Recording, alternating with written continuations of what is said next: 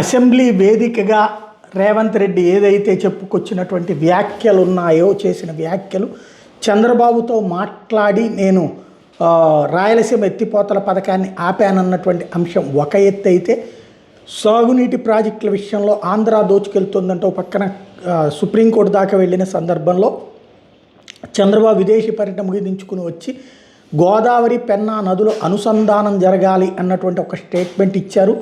అదే సందర్భంలో కృష్ణా డెల్టా అభివృద్ధితో పాటు తెలంగాణకు కూడా నీళ్ళు ఇచ్చాం అన్నటువంటి విషయాన్ని చెప్పుకొచ్చారు. మరొక వైపున గోదావరి నీటిని తెలంగాణ వాడుకుంటే మేము అభ్యంతరం చెప్పలేదు, ఎందుకంటే ఎట్లాగూ ఇక్కడ వృధాగా పోతున్నాయి కాబట్టి మేము ఎప్పుడు అభ్యంతరం చెప్పలేదని చెప్పుకొచ్చారంటే కాళేశ్వరానికి సంబంధించి అంశం అనుకుంటా. నదీ జలాల వివాదం అన్నటువంటిది అనవసరమైనటువంటి అన్నెసరీ కాంప్లికేషన్స్ క్రియేట్ చేయకూడదు.